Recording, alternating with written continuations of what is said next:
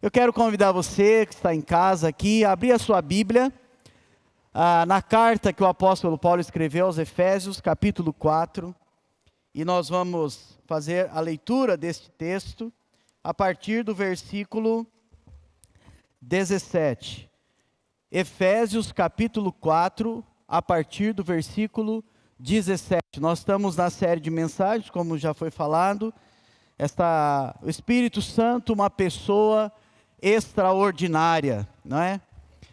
Efésios, capítulo 4, versículo 17 em diante, o apóstolo Paulo escreve essa carta para chamar a atenção daqueles irmãos a respeito da vida deles com Deus, mas a respeito da vida deles que desembocava, obviamente, na vida real do dia a dia daqueles irmãos e daquela igreja. Ele diz: assim eu lhes digo, e no Senhor insisto. Olha só que interessante. E no Senhor insisto, que não vivam mais como os gentios, que vivem na inutilidade dos seus pensamentos.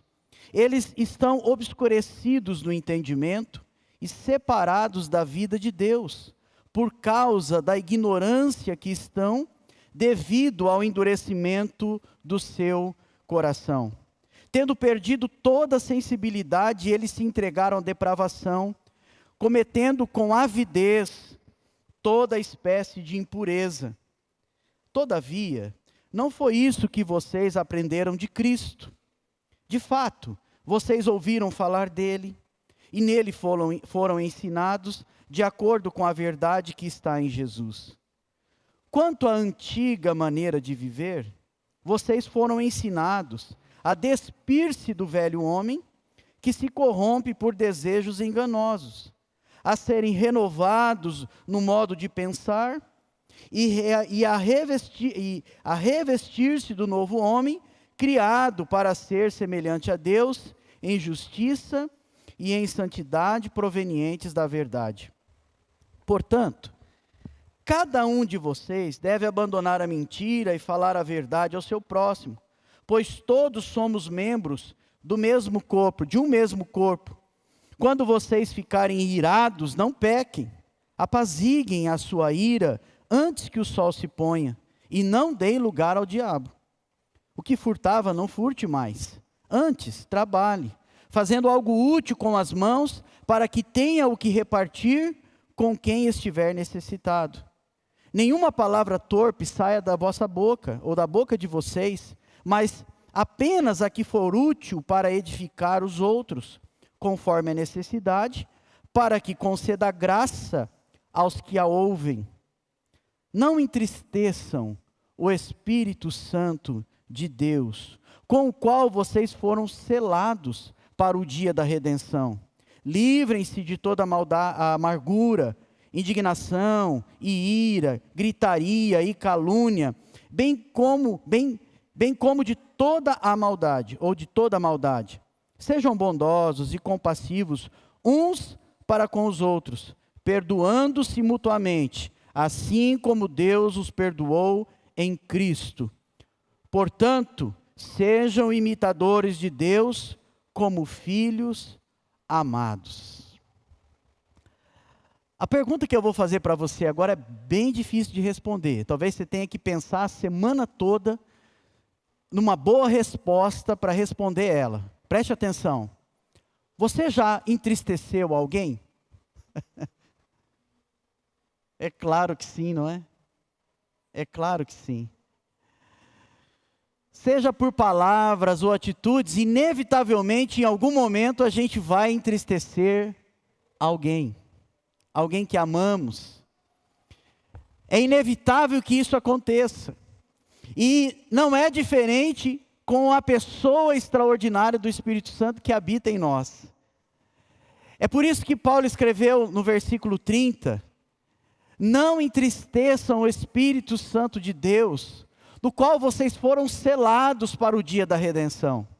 Veja, quando nós nos convertemos ou reconhecemos que Jesus é o Senhor e Salvador da nossa vida, o Espírito Santo de Deus passa a habitar em nós.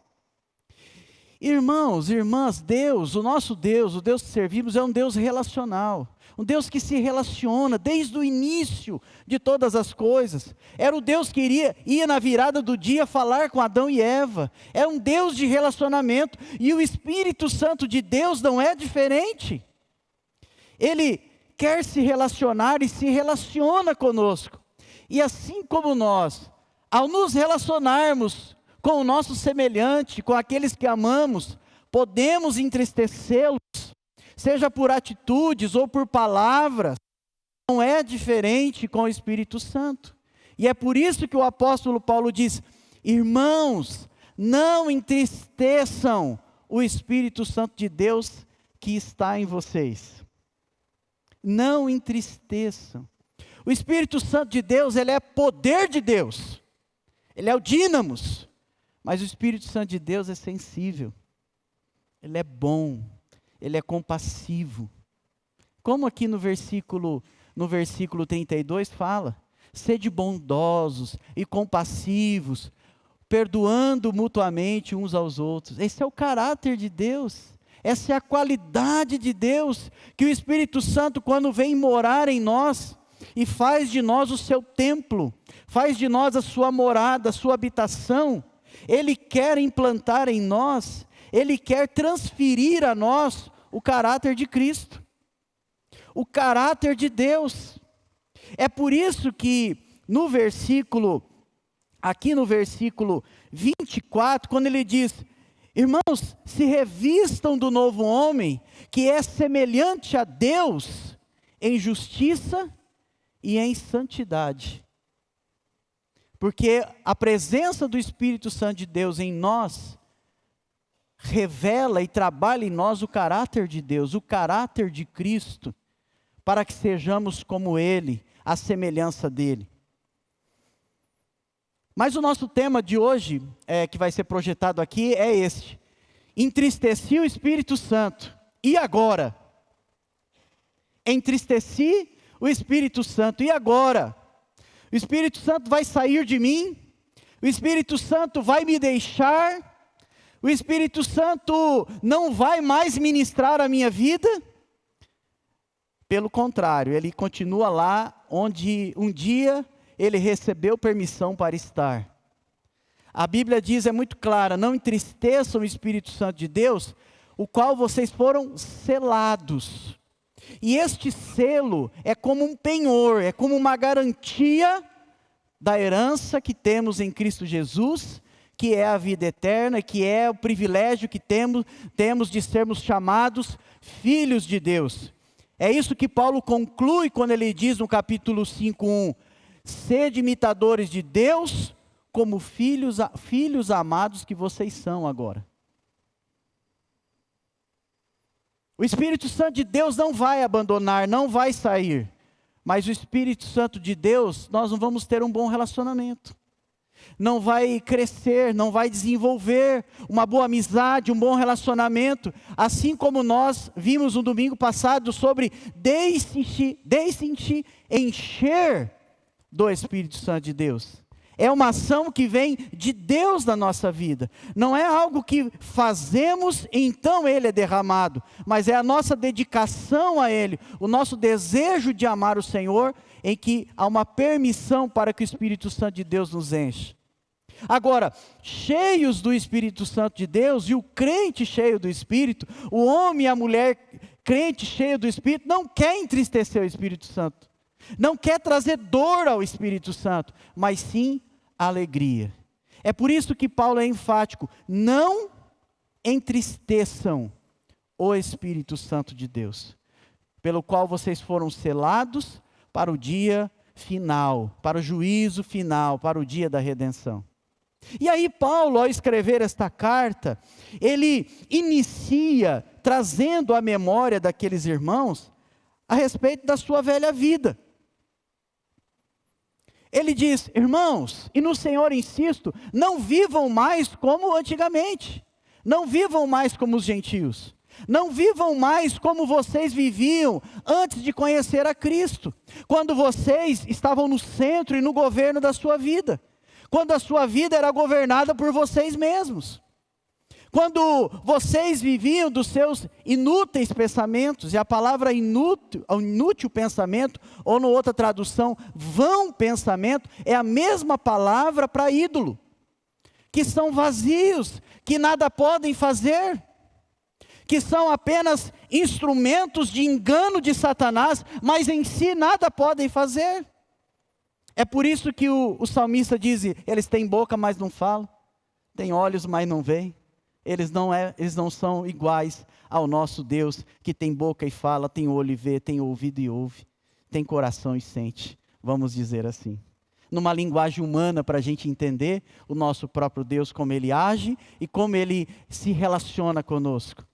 É por isso que Paulo está trazendo à memória, olha, vocês antes viviam obscurecidos no entendimento. Irmãos, é muito difícil para uma pessoa entender o que é ter um viver santo, semelhante a Deus, se ela ainda não é convertida. Isso não entra, ela não consegue entender as coisas de Deus. É obscuro a ela. É por isso que Paulo, escrevendo aos Coríntios, ele vai lembrar que o homem natural, o homem não nascido de novo, a mulher não nascida de novo, não entende as coisas do Espírito, não entende as coisas de Deus. E é isso que Paulo está chamando a atenção. Vocês antigamente viviam deste jeito, mas não vivam mais como vocês viviam. Obscurecidos o entendimento. Olha como ele diz, sem a vida de Deus. Aqui ele está usando a palavra, não é a palavra bios, para a vida humana, no sentido do nascimento, mas é zoe, é Espírito de Deus. Vocês não tinham a vida de Deus em vocês, e por isso o endurecimento do coração, vocês fizeram tudo que de ruim podiam fazer. E ele vai dizer aqui no texto, e eles se entregaram com avidez a toda sorte daquilo que não foi projetado por Deus para se viver e para fazer. E ele está lembrando aqueles irmãos a respeito da nova vida que eles têm. E a nova vida deles agora é Cristo no centro, é Cristo como Senhor. E aí ele vai usar a metáfora da roupa nova e da roupa velha. E aqui ele vai falar sobre, aqui nos versos, a partir do versículo 20, ele vai falar no versículo 22, ele diz, quanto à antiga maneira de viver, vocês foram ensinados a despir-se desta roupa antiga, deste velho homem, desta velha mulher, e revestir-se do novo homem, da nova mulher, criado à imagem e semelhança de Deus, em justiça e em santidade. Ele está lembrando aqueles irmãos, veja, ele não está escrevendo para ímpios, para incrédulos, ele está escrevendo para crentes em Jesus. Ele está exortando a comunidade dos Efésios, crentes em Jesus, a que vivam, não como antigamente, mas a que vivam da nova vida, da nova roupa que agora eles têm. Tem uma imagem muito bonita, você acha na internet ela, é uma pessoa que ela está assim, e Cristo está atrás dela, colocando uma nova roupa nela. É essa a ideia de Jesus coloca uma nova roupa em mim e em você. Ele implanta em nós, pelo Espírito Santo, o caráter dele, a vida dele, a zoe dele. E aqueles que viviam de forma inútil, agora entendem o seu propósito na face da terra, que é viver para o louvor da glória de Deus. A mesma coisa que Paulo fala aqui no capítulo 1 de Efésios. Fomos criados para o louvor da glória de Deus, amém? Amém? Você foi criado para o louvor da glória de Deus? Eu fui, amém? Mesmo quando eu não entendi, depois eu passei a entender. Antigamente a gente não entendia as coisas de Deus, mas agora nós entendemos, porque o Espírito Santo que habita em nós, nos ensina, ilumina a nossa mente. Paulo fala isso no capítulo 1, ele diz, eu oro para que o coração e a mente do coração de vocês seja iluminada, e revelada a vocês a glória de Cristo. Antigamente nós éramos sem a vida, mas agora temos a vida. Essa é a ideia da roupa nova, da conversão, da nova vida em Cristo. Essa é uma ação de Deus na nossa vida. Quando nós abrimos os nossos lábios e confessamos a Jesus como Senhor da nossa vida, Ele nos dá a vida dEle, através do seu Espírito. E juntamente, Ele nos dá uma nova roupa. É por isso que Paulo está dizendo, olha só o versículo 20, e aí ele usa a palavra aí, a conjunção todavia, para falar o oposto daquilo que ele estava dizendo antes. Ele diz, todavia, não foi assim, não foi isso que vocês aprenderam de Cristo. Agora vocês são diferentes. Antigamente vocês estavam no centro, no governo. Agora Cristo está no centro, no governo da vida de vocês. Ele é o modelo, Ele é o padrão. Ele é quem a gente tem que olhar, é Ele em quem a gente tem que se inspirar, é Ele em quem a gente tem que copiar. É o padrão, é o modelo, é Jesus Cristo, nosso Senhor e Salvador. É isso que Paulo está dizendo, que ele diz, todavia, não foi isso que vocês aprenderam de Cristo. De fato, vocês ouviram falar dele. Aquela comunidade tinha recebido a pregação do Evangelho. Aquelas pessoas tinham crido na pregação do Evangelho. Olha, se você olhar Efésios 1, versículo 13, vai dizer assim, quando vocês ouviram e creram na palavra da verdade, o Evangelho, a Jesus, o Evangelho que os salvou, vocês foram selados selados em Cristo com o Espírito Santo da promessa. Vocês ouviram o Evangelho, vocês foram então instruídos nele. Jesus, além de ser o mestre, além de ser aquele que nos ensina, é aquele também que é o conteúdo da mensagem. Ele é o Senhor, a Ele a glória, é Ele em que nós precisamos olhar e nos inspirar. Essa é a ideia que o apóstolo Paulo está escrevendo. Deus tem uma roupa nova. E gente, vamos dizer, é gostoso ter uma roupa nova, não é? Vamos falar a verdade. Eu gosto de andar bem vestido. Eu fui criado por 8 mulheres, então eu gosto de andar bem vestido. Porque mulher sempre está bem vestida. Lá em casa a Juliana fala, vamos para o shopping, eu quero comprar uma roupa. Eu falo, mas geralmente não chamo o marido, né? Mas ela me chama. Ela está assistindo agora lá em casa. É verdade. Porque eu vou lá e dou meus palpites. Né? Eu falo, essa cor combina com aquele vestido que você tem lá em casa, amor. E eu gosto desse negócio. E não é gostoso? Outra coisa, você põe uma roupa suja. Você passou um dia de trabalho, você chega em casa, você vai direto para o guarda-roupa, você troca a roupa. A gente se banha, a gente se limpa para colocar uma roupa nova. É isso que Deus faz através do Espírito Santo. Que a Bíblia diz que o Espírito Santo nos regenerou. Ele nos limpou pelo lavar regenerador do Espírito Santo. Ele limpa eu e você. Jesus falou para os seus discípulos, vocês estão limpos pela minha palavra. Ele limpa e põe uma roupa nova. Amém? Ele põe uma roupa nova. Paulo está lembrando aqueles irmãos. E o que traz tristeza para o Espírito Santo, meus irmãos, é que na verdade, muitas vezes a gente tem a roupa nova para usar e a gente continua usando a roupa velha. Ou a gente não se limpa e quer usar a roupa nova que Cristo dá. Não dá certo. Não é assim que Deus planejou. Deus te limpou para que você possa vestir ou revestir. Porque Paulo está dizendo, aqueles irmãos, um dia eles já foram vestidos. Agora Paulo está dizendo, revistam-se do novo homem. Ele está lembrando aqueles irmãos, para que eles não se afastem, para que eles continuem firmes no propósito que Deus revelou em Cristo Jesus a ele. A beleza deste texto está em nos relembrar que em Cristo Jesus, Ele nos deu uma roupa nova. Se você ainda não está em Cristo, talvez a sua mente ainda está obscurecida.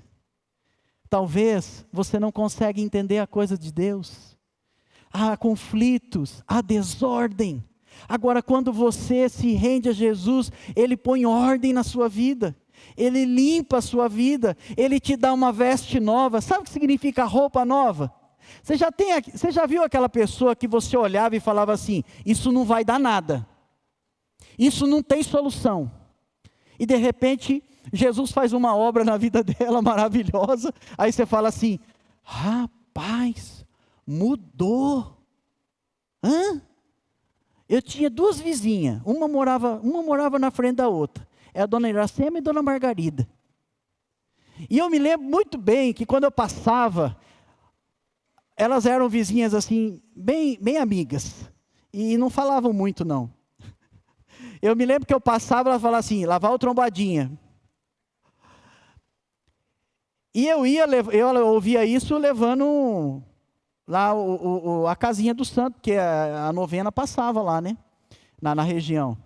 E aí, quando eu me converti, Deus começou a mudar a minha vida, muitas coisas foram mudando, muitas coisas novas o Senhor foi colocando do seu caráter em mim. Aí um dia eu passei e ouvi assim, esse menino está diferente. Porque a boa obra que Deus começa em nós, Ele é fiel para terminar. Aquele que está em Cristo é uma nova criatura, as coisas velhas passaram e coisas novas surgiram. Deus não reforma ninguém, Deus faz a gente novo novamente. É isso que o apóstolo Paulo está lembrando a gente. Você foi feito novo, para viver uma vida nova, e nesta vida nova, você revela quem Deus é. E é por isso que Paulo diz, em justiça e em santidade, que provém da verdade, que é Jesus. E aí ele muda de novo a conversa.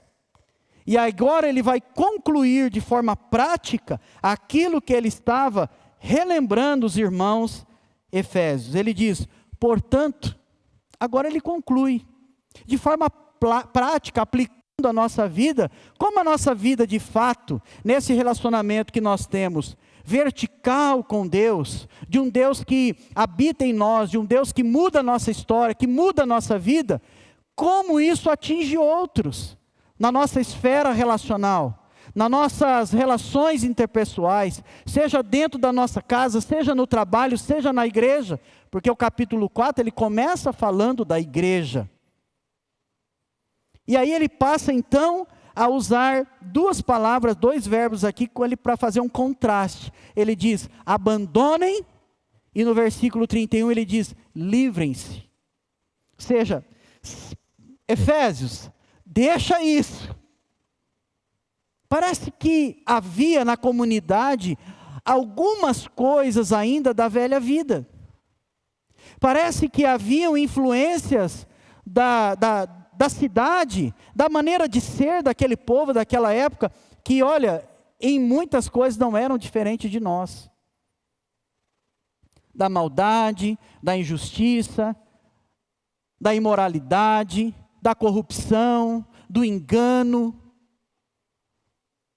das misturas que existem no mundo moderno de hoje, as influências que nós recebemos. Efésios era uma cidade multicultural, era uma cidade portuária, recebia muitas pessoas de muitas nações.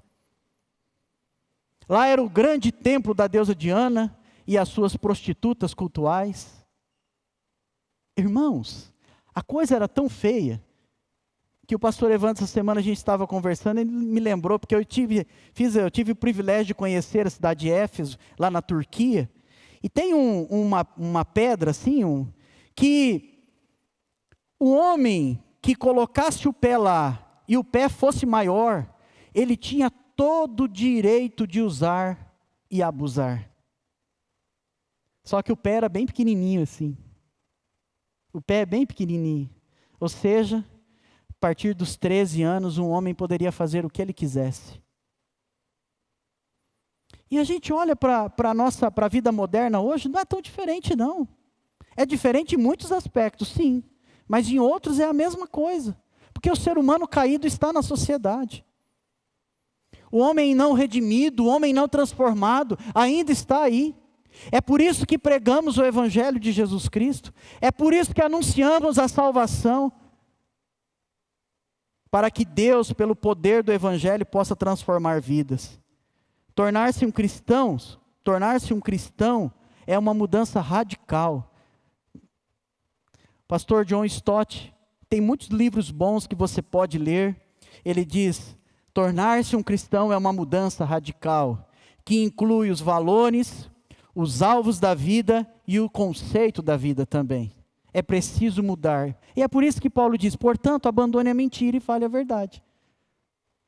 Gente, ele vai dar uma lista que poderia ser muito maior, e ela é muito maior na Bíblia, aqui em Efésios, Colossenses, em outros textos das cartas pastorais. Na Bíblia toda tem valores e princípios que nos ajudam e nos ensinam a sermos semelhantes a Deus no seu caráter. E nós entristecemos o Espírito Santo de Deus quando não vestimos a nova roupa e andamos com ela. E vivemos de acordo com o padrão que é Jesus. Mas quando nós vestimos a nova roupa e vivemos segundo o padrão de Cristo, nós agradamos, nós alegramos, o nosso relacionamento com o Espírito Santo cresce. Essa ideia do deixe-se encher pelo Espírito Santo de Deus. E o oposto é, não apague o Espírito Santo de Deus. O Espírito Santo de Deus, ele é extremamente educado. Se você dizer, Espírito Santo, fique aí, ele fica. Se você disser, eu vou abafar você, ele abafa. Agora, se você disser, encha-me do teu Espírito, endireita o meu caminho, ele vai te encher e ele vai endireitar.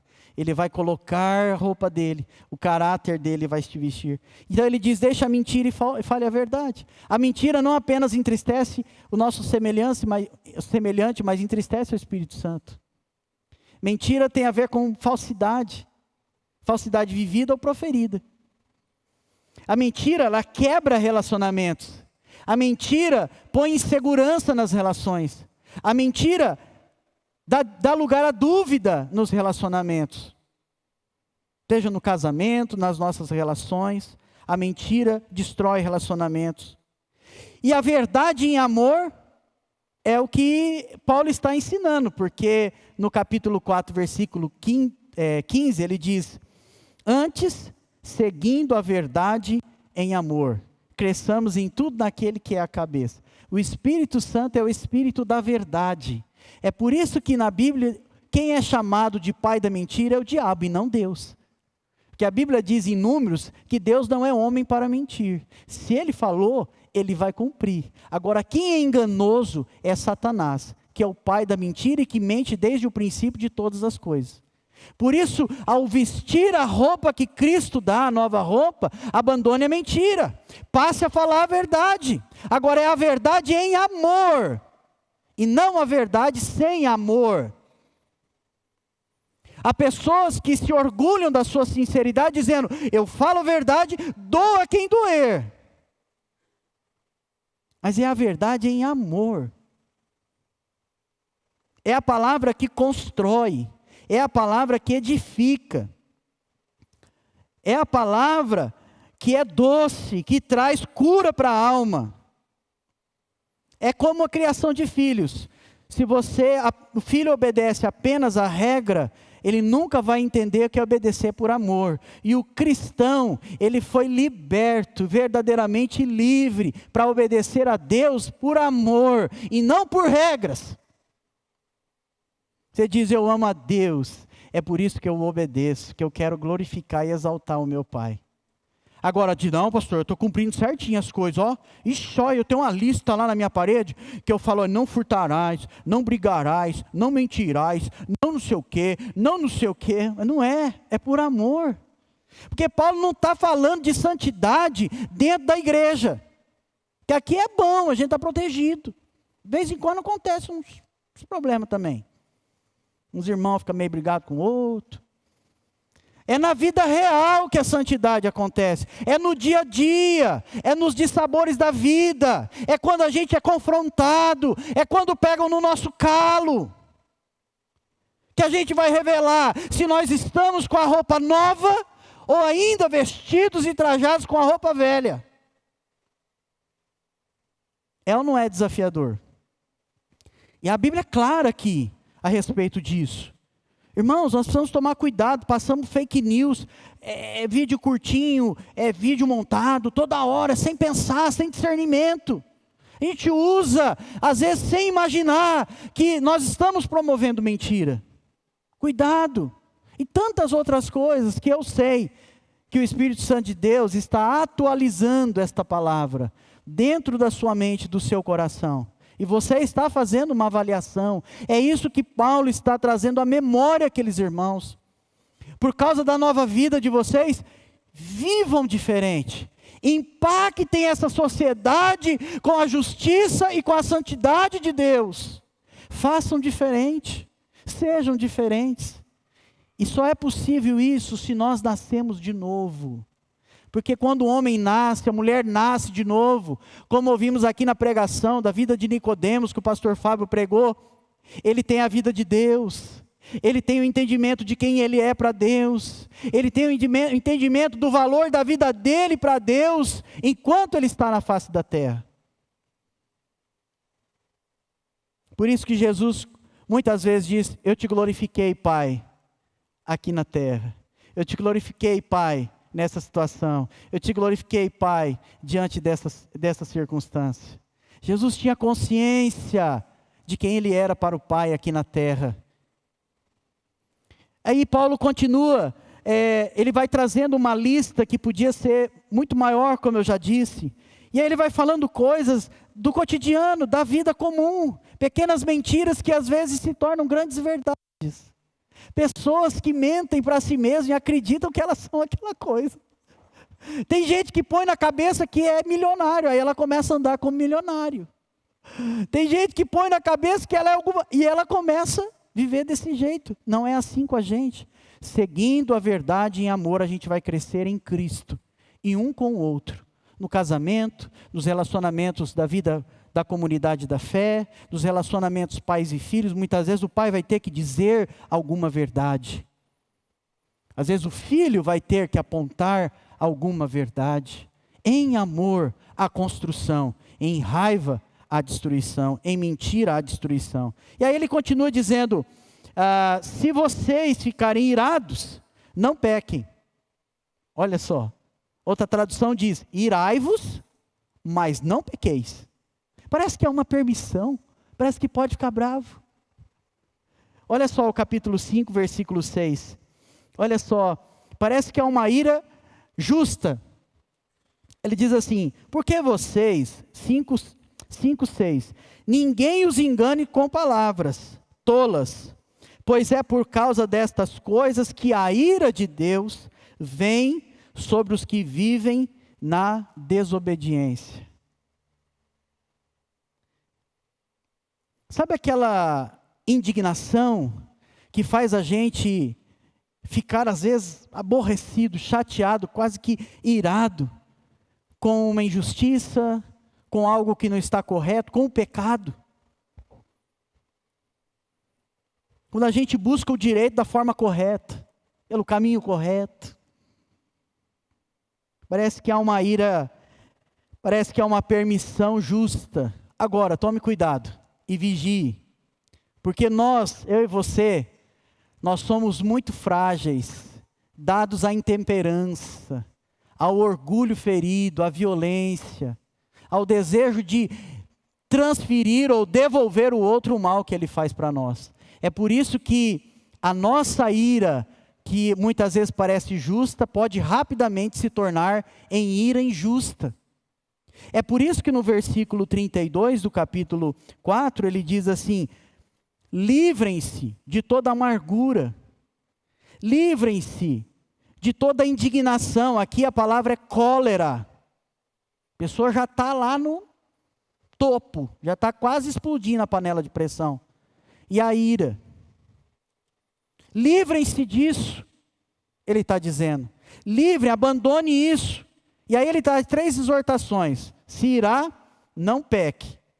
Aqui o orgulho ferido, a vontade de vingança. Não põe o sol sobre a sua ira. Ou seja, não guarde ressentimento. Não acumule. E aí ele vai dizer lá no versículo 32, quando ele diz, sejam bondosos e compassivos, uns com os outros. Perdoem-se mutuamente, assim como Deus os perdoou em Cristo. Abandona o ressentimento. Você não vestiu uma roupa nova? Você não é de Cristo agora? Olhe para Ele e veja como Ele faz. Pergunte para Ele o que Ele faria. Fazendo assim, nós alegramos o Espírito Santo de Deus, porque é Cristo que cresce em nós.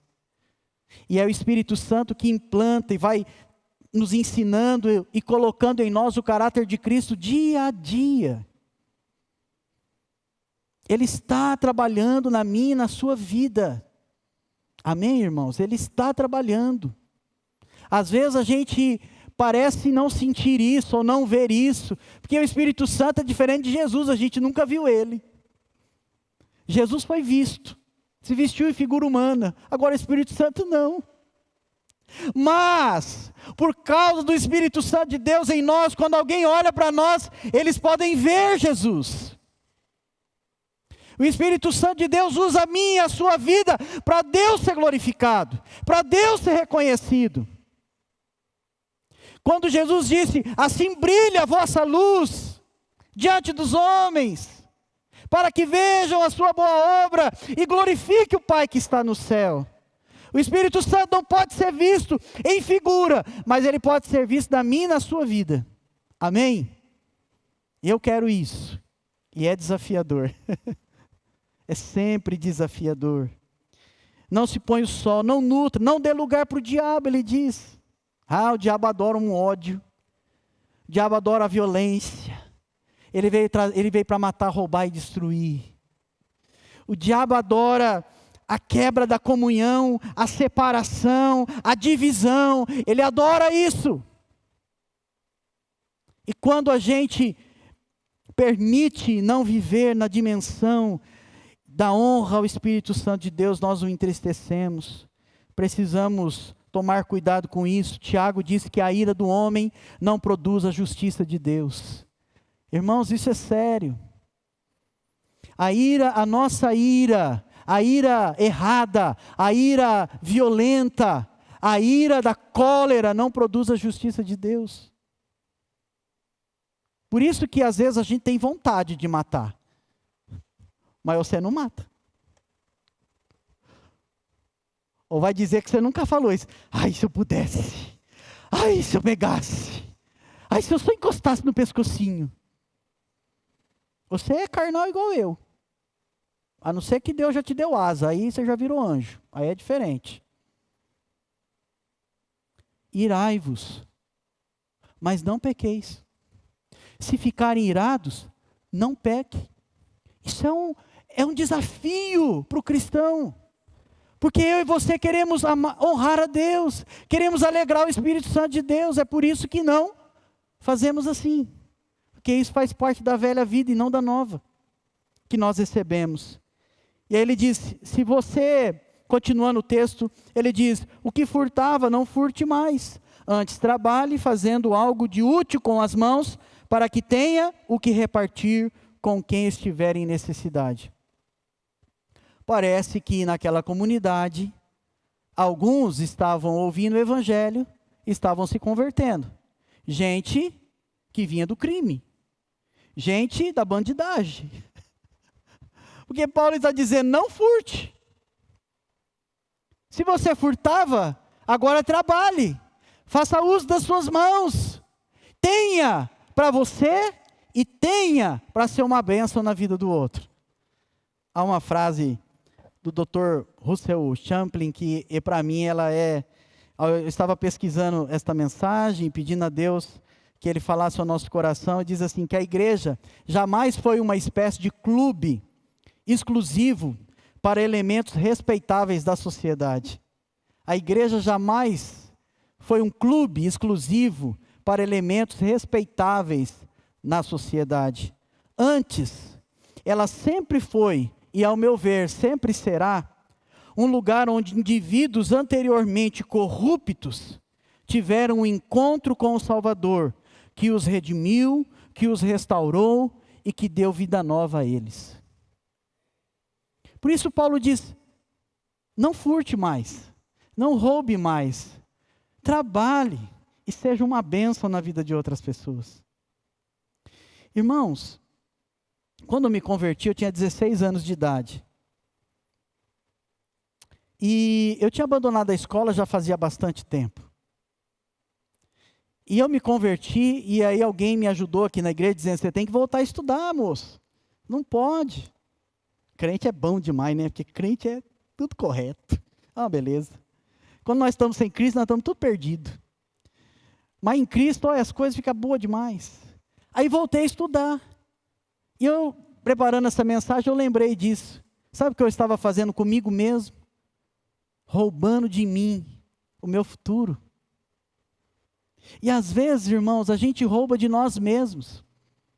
A gente rouba tempo, a gente rouba oportunidades, a gente rouba tantas coisas que Deus quer fazer na nossa vida, a gente rouba tempo de estar com Ele na palavra, de estar com Ele na oração, e a gente vai roubando, furtando oportunidades tão singulares da nossa vida, que às vezes passam.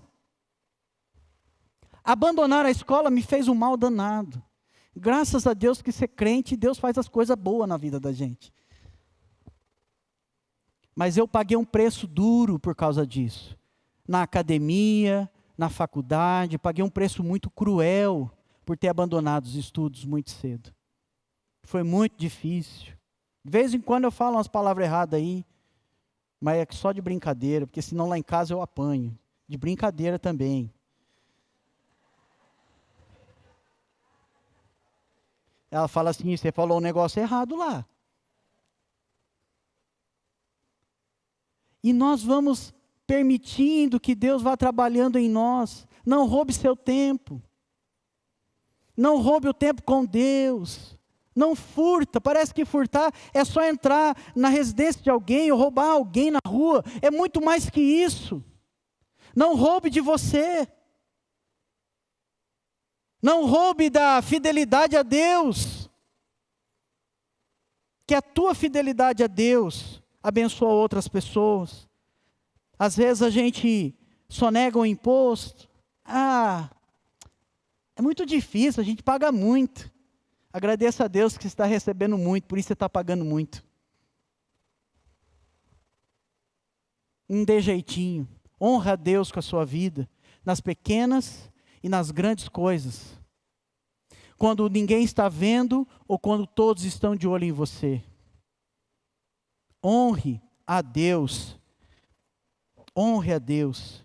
E aí ele, para terminar, e meu tempo também se vai, e para terminar, ele diz, nenhuma palavra torpe saia da boca de vocês, antes apenas a que for útil para edificação, para edificar os outros, conforme a necessidade, para que conceda graça aos que a ouvem.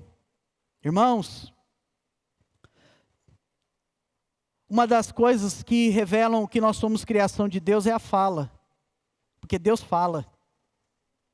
Um dia Deus disse no início de todas as coisas, haja luz e houve luz. A fala é um presente de Deus, mas pela fala nós abençoamos e pela fala também nós amaldiçoamos, como diz Tiago. Bendizemos a Deus e amaldiçoamos os homens que são a semelhança de Deus. Precisamos, às vezes a pessoa fala assim, aquele ali não converteu o bolso ainda. Precisamos converter o nosso coração, a nossa mente, o nosso bolso e a nossa boca. A boca muitas vezes precisa de conversão também. Precisa de conversão também. Eita desafio para a nossa vida.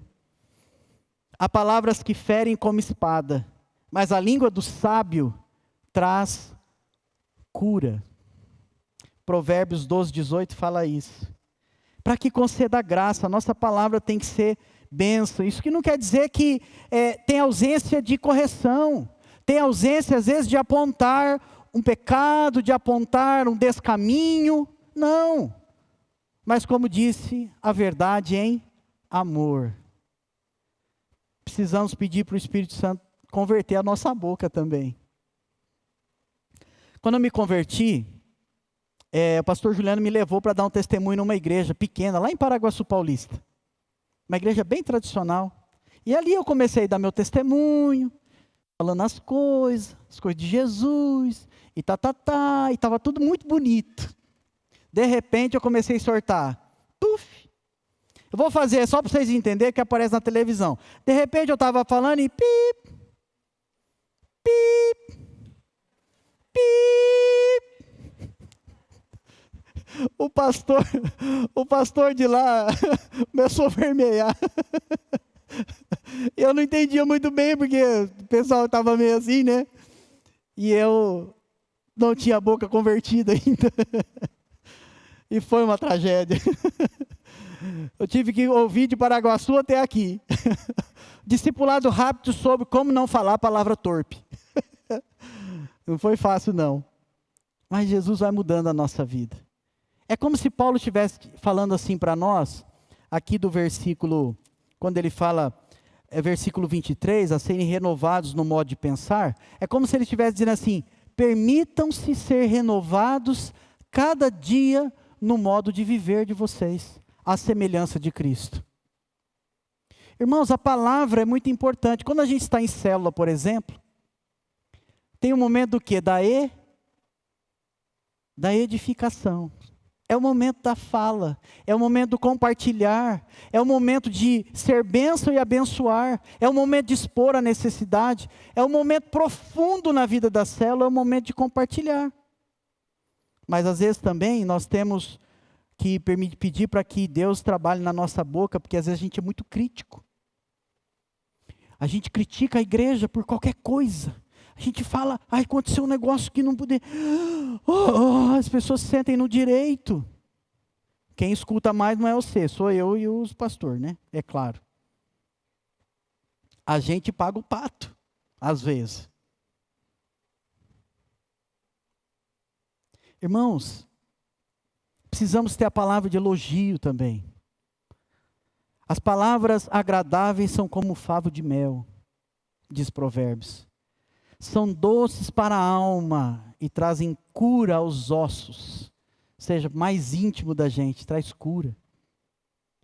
Precisamos tomar cuidado com isso. E por isso que Paulo vai concluindo, então ele diz: sejam bondosos e compassivos um para com os outros, perdoando-se mutuamente, assim como Deus perdoou vocês em Cristo. Portanto, capítulo 5, versículo 1, ele termina dizendo: portanto, sejam imitadores de Deus como filhos amados. O tema é: entristeci o Espírito Santo, e agora? E agora? E agora, irmãos? Depois da gente ouvir tudo isso, do desafio dessa mensagem, falar sobre esse tema, de expor este texto para o nosso coração, confesse, arrependa, volta a imitar aquele que te criou para ser parecido com Ele.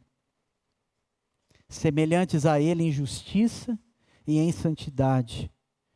Aqui dentro, lá fora, aonde quer que nós estejamos. A Bíblia diz que se nós confessarmos o nosso pecado a Ele, aquilo que tem entristecido o Espírito Santo de Deus que habita em nós, Ele é fiel e justo para nos perdoar os pecados e nos purificar de toda injustiça.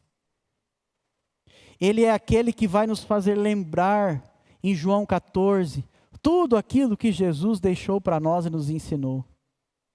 Ele é aquele que vai te incomodar em determinados momentos da vida e vai te levar ao arrependimento, ao constrangimento. Aqui há uma lista muito pequena, a vida é muito dinâmica, cheia de desafios maravilhosos para nós crescermos também em Deus. Muitas vezes algumas pessoas olham dificuldades como algo muito ruim, olham ela como obstáculo também a ser superado pela graça de Deus. Deus às vezes permite que coisas aconteçam na nossa vida para trabalhar em nós. Então meu desafio para o seu coração nesta noite é: arrependa-se. Você foi criado para alegrar o Espírito Santo de Deus, não para entristecer. É por isso que Paulo diz: não entristeçam o Espírito Santo de Deus, que está em você, que habita em você, que ama você, que deseja ver você parecido com Jesus, que deseja ver você mais e mais e mais e mais perto do Pai. Porque é Ele que nos lembra constantemente que somos filhos amados de Deus, como Romanos capítulo 8 nos ensinou.